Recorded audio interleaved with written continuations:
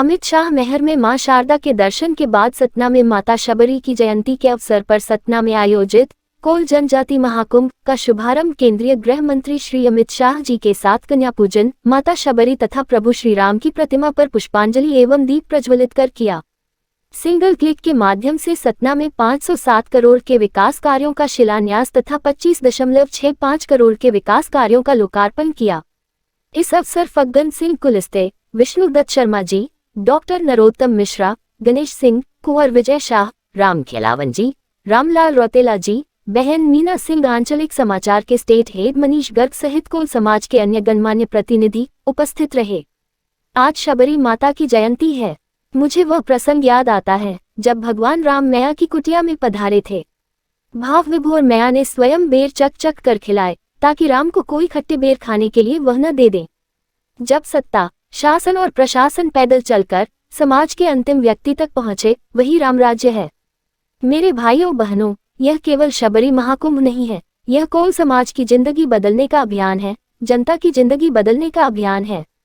सतना मध्य प्रदेश से मनीष गर्ग की रिपोर्ट। देखते रहिए आपका अपना चैनल आंचलिक खबरें, अपनों की खबर आप तक। मां की इस भूमि पर मैं मेरे जीवन में तीसरी बार आया हूं। जब जब भी आया नई ऊर्जा और चेतना लेकर गया हूं। और ये मां समग्र विश्व का कल्याण करने वाली मां है और आप सभी लोग सौभाग्यशाली है कि इनके सानिध्य में आपको रहने का मौका मिला है। मित्रों, आज करोड़ों रुपये के शिलान्यास और लोकार्पण शिवराज जी ने मेरे हाथों से कराए हैं। 70 निर्माण कार्य, 507 करोड़ के शिलान्यास, 26 करोड़ के छोटे छोटे कामों का लोकार्पण। और आज मैं मन से शिवराज जी को और भाजपा सरकार को बधाई देना चाहता हूं कि आपकी सभी जरूरियातों को समझकर ढेर सारे भाजपा सरकार के संकल्प हमारे मुख्यमंत्री शिवराज सिंह ने कोल जाति और आदिवासी भाइयों बहनों के लिए लिए। मैं पहले जबलपुर आया तब उन्होंने 14 घोषणाएं करी थी। मुझे लगता था मेरी उपस्थिति में मुझसे शिवराज जी घोषणाएं करा रहे हैं, पूरी नहीं होगी तो मध्य प्रदेश के ट्राइबल भाई बहन मुझे पकड़ेंगे। मगर आज उन्होंने हिसाब दे दिया, 14 की 14 घोषणाएं समाप्त हो चुकी है। और मित्रों, यही भारतीय जनता पार्टी की पहचान है। अंत्योदय, समाज के गरीब से गरीब व्यक्ति को समाज में सम्मान के साथ जीने का रास्ता लेकर जाना, ये हमारी सरकारों का संकल्प होता है। जब आपने मोदी जी की पहली बार सरकार बनाई 2014 के अंदर, तब मोदी जी ने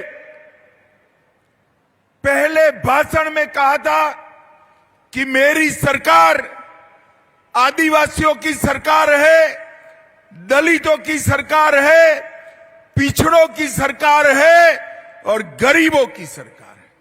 दुनिया भर में एक संदेश सरकार की प्राथमिकताओं के लिए मोदी जी ने भेज दिया था। और आज 9 साल बाद पीछे मुड़कर देखते हैं तो मोदी जी ने अपने बोली हुई एक एक बात को न केवल सच साबित किया, इसको जमीन पर उतारने का काम किया है। एक जमाना था, कांग्रेस की सरकार थी, गरीबों के घर में शौचालय नहीं था। मोदी जी की सरकार ने 10 करोड़ गरीबों के घर में शौचालय बनाए। इसमें सबसे ज्यादा शौचालय मेरे आदिवासी भाइयों बहनों के घर में हुए, अनुसूचित जाति के घर में हुए। 3 करोड़ लोगों को घर दिया, घर में बिजली पहुंचाई, घर में गैस का सिलेंडर पहुंचाया, 5 लाख तक का पूरा स्वास्थ्य का खर्चा फ्री ऑफ कॉस्ट कर दिया। और अब मुझे बताओ भाई, सभी लोग कोरोना का दोनों टीका लग चुका है या नहीं लग चुका है? जिनको लगाए हाथ ऊपर करो तो जरा। दोनों टीका लगाए ना? एक पैसा देना पड़ा है। मोदी जी ने कॉफी भी पिलाई, कोरोना का टीका भी दिया और पूरे भारत को कोरोना से सुरक्षित करने का काम नरेंद्र मोदी जी ने किया है मित्रों। इसके साथ साथ हर गरीब के घर में प्रति व्यक्ति प्रति माह 5 किलो अनाज मुफ्त में भेजने का फैसला नरेंद्र मोदी जी ने किया और देश के 80 करोड़ गरीबों को 2.5 साल हो गया, 2.5 साल से मुफ्त में 5 किलो अनाज भेजा जा रहा है। मित्रों, ये भारतीय जनता पार्टी की सरकार है। कौल समाज के सभी भाइयों बहनों को मैं आज यहां आया हूं तब 1831 का कौल विद्रोह भी याद कराना चाहता हूं। भारतीय जनता पार्टी की सरकार ही है जिन्होंने जनजातियों ने किए हुए स्वतंत्र संग्राम के स्मारक बनाने का काम किया। मोदी जी ने 200 करोड़ के खर्चे से देश भर में 10 स्मारक बनाने का निर्णय किया। इसमें हमारा कौल विद्रोह का भी जिक्र सभी स्मारकों में समाहित किया गया है। यहां पर गोंड महारानी दुर्गावती की बहादुरी हो, रानी कमलापति का बलिदान हो, अमर सेनानी बुद्धू भगत, जोवा भगत, मादाराम महतो, इनकी बात हो, ये सभी को हमारी मध्य प्रदेश सरकार ने, शिवराज जी ने कहीं न कहीं जोड़कर याद रखने का काम हमने किया है। मुझे बताओ, जनजाति समाज के भाइयों बहनों, 70 साल तक कांग्रेस ने एक भी जनजाति समाज के बेटे या बेटी को राष्ट्रपति नहीं बनाया था।